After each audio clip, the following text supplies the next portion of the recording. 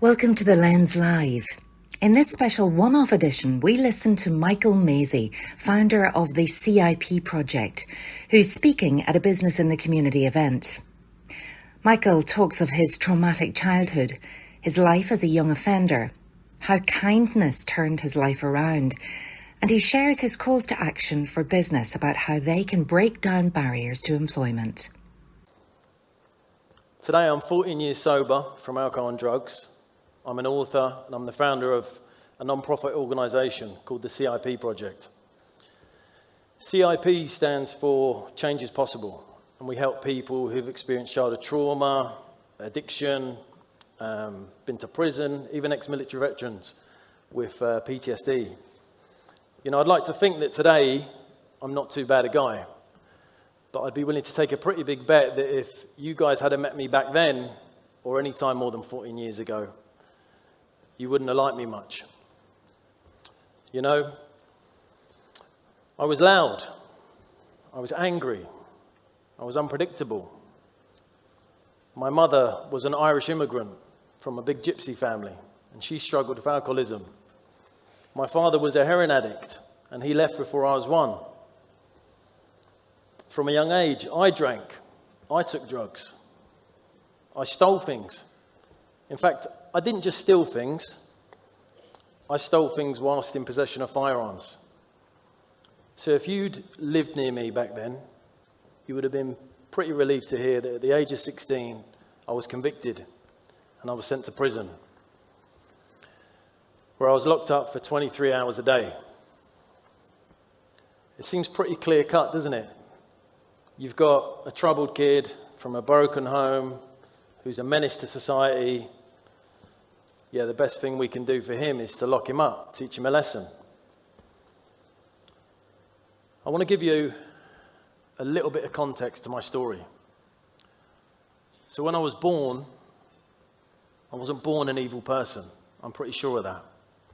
My uncle came to live with us. And my uncle grew up in a children's home not too far from here on the Ravenhill Road. And my uncle grew up in this children's home from a young age, and he experienced physical and sexual abuse every day of his life. So when he came to live with us in England, he did the same to me. For about 6 months, which when you're 5 years old, felt like a really long time. And it had a significant change on how I viewed the world. You know, I didn't just look traumatized. I developed a miserable and negative view of the world. I judged this world to be unfriendly and unsafe. I thought to myself, if this is what the people you live with do to you, then what's the world outside going to be like? And a coping strategy I had was to behave terribly. Because if I behaved terribly, most adults didn't want to be around me. And if adults didn't want to be around me, that equaled safety to me. So I knew I could keep myself safe by keeping adults at arm's length, by behaving in a bad way. And I surrounded myself with other young people who behaved in a similar way to myself. You know, I'm not sure how many of the young people in my community experienced the same sort of trauma that I did. But I know we all felt threatened and unsafe. You know, over the years we developed a shield. And we grew into that shield. It helped us protect us from the outside world. We also wore a mask. And the mask was really useful. It helped hide our true emotions from the outside world. We fought fear with bravado, and we did a lot of bad things that I'm not proud of today. But when I look back, what I see is a group of young men trying to survive in what we saw was a hostile world. You know, many years later, when I eventually got on this journey of recovery, I stumbled across a quote by a man called Albert Einstein. In an interview, Albert Einstein was asked, "What's the most important question that you can ask?" And Einstein replied, the most important question you can ask is this universe a friendly place or not? And he elaborated on that. He said, because if we decide that this universe is a friendly place, we will build bridges of understanding with the outside world.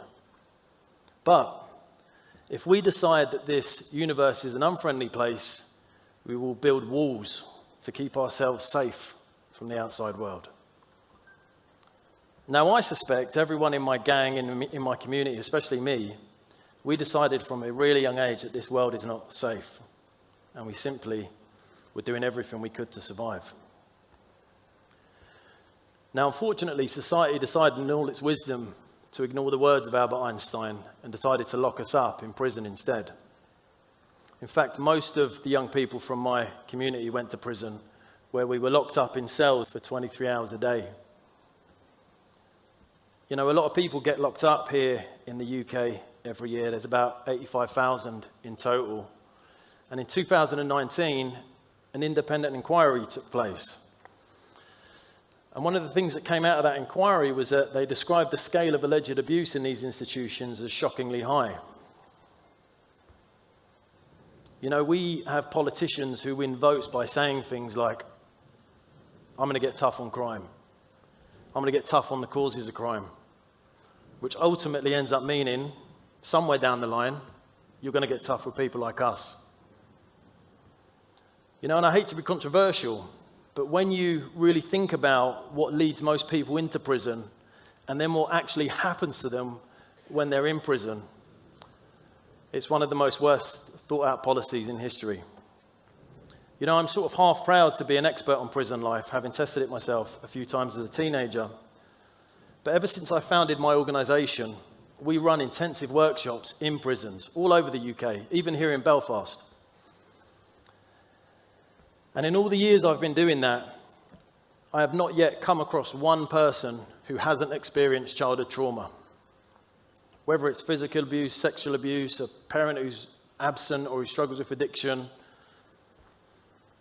I think it's more than a coincidence that all of our prison population seems to have this one thing in common, that if you've grown up in an underprivileged home or experienced childhood trauma, the likelihood is that you're going to end up in prison at some point in your life.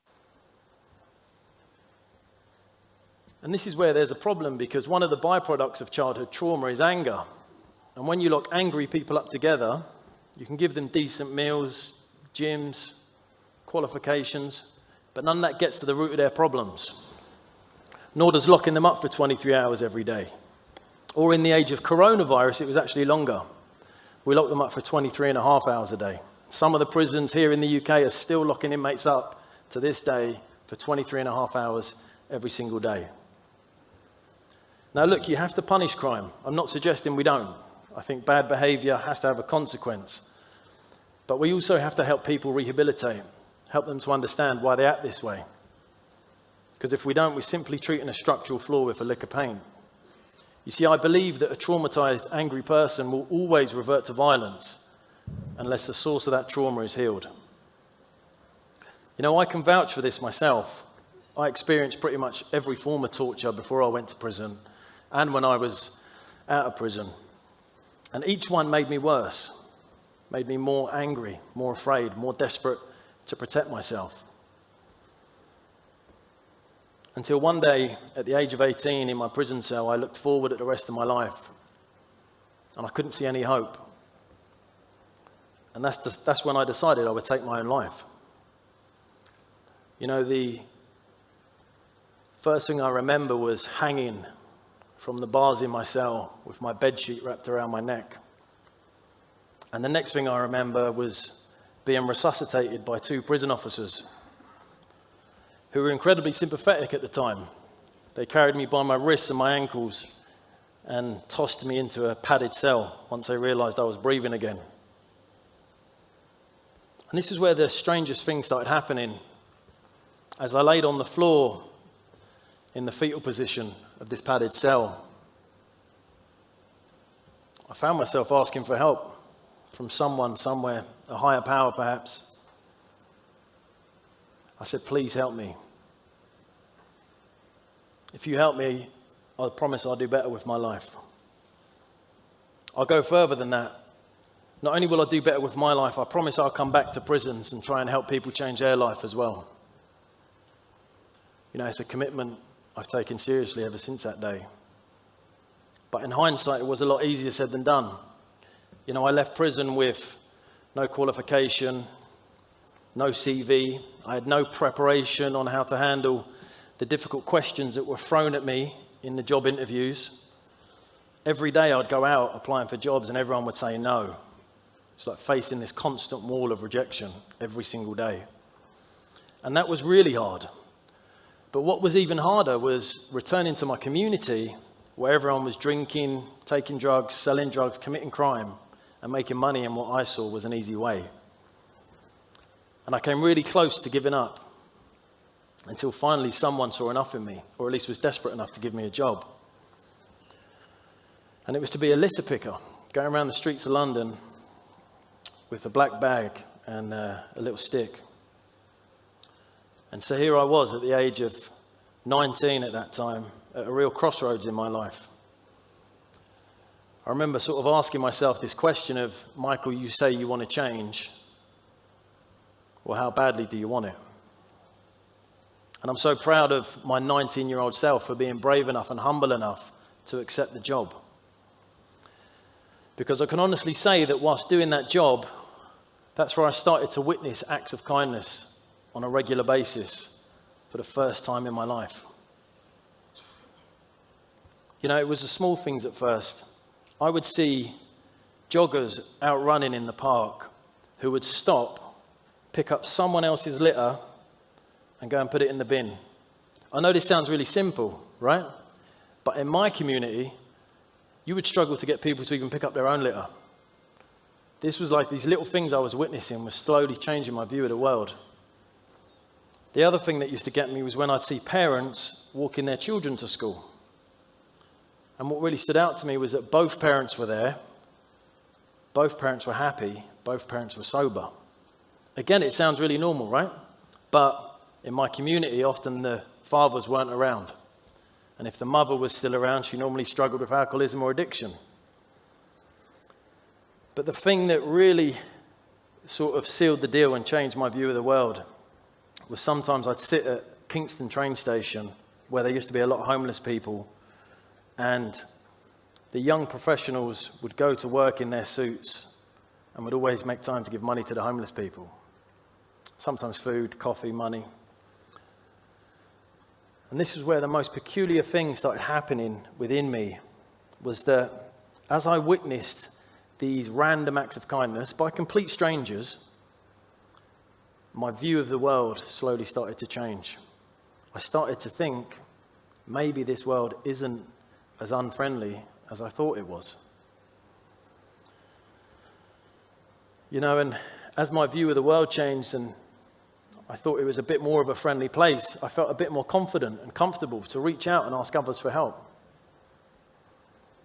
You know, so just as Einstein had predicted that if we view this world to be a friendly place, we will build bridges of understanding with the outside world, this was literally happening to me at the age of 19. I didn't even know it.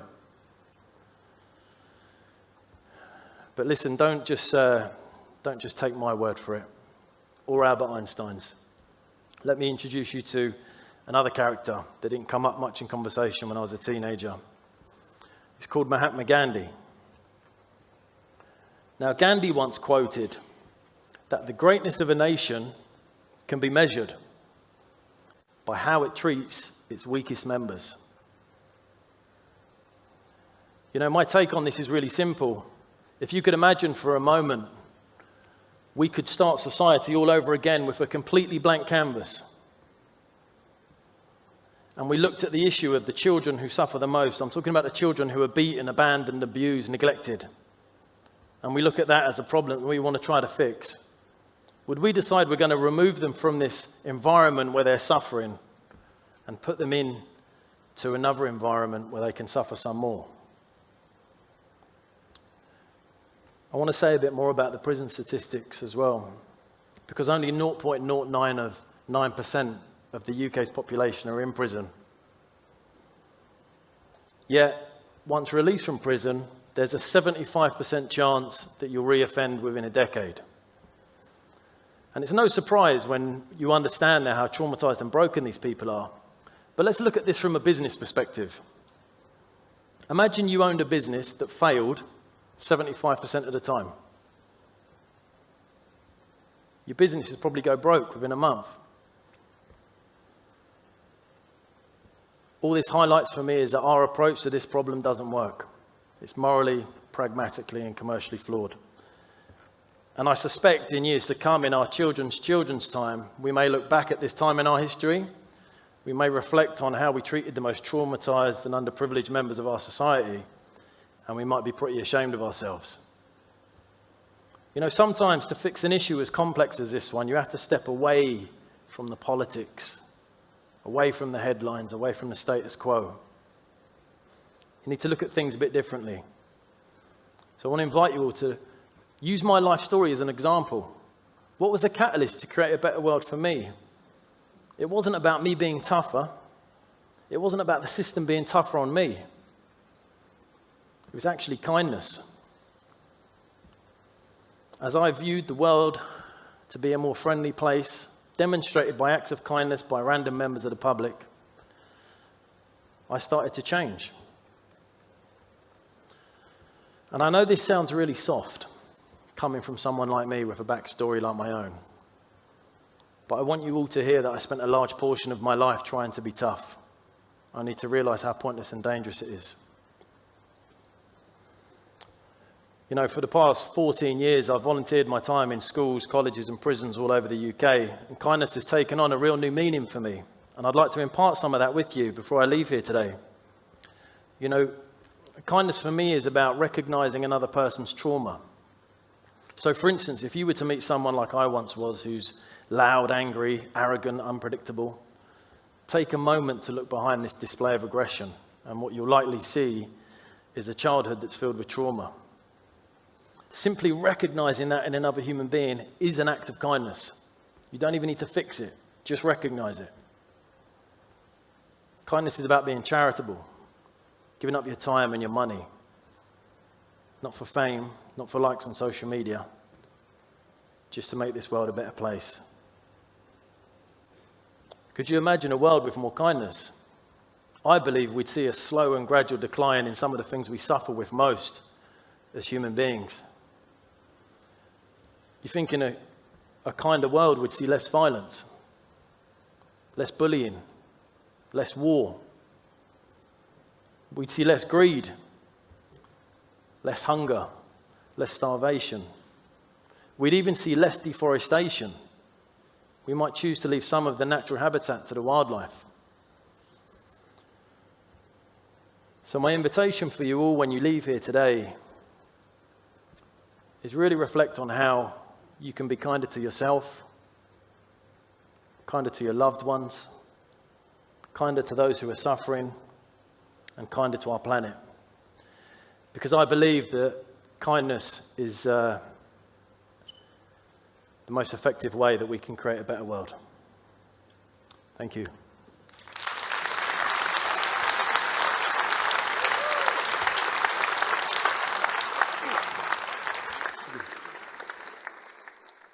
If you're thinking, what's just one thing my business could do to help someone like a young Michael, then sign up to Business in the Community's Ban the Box initiative. We're simply asking you to remove the first criminal conviction checkbox from the initial job application and ask these questions later in the recruitment process. More than 1 million job roles are now more accessible to people with criminal convictions from those companies that have signed up to Ban the Box. Yours can too. Visit www.bitc.org.uk/banthebox.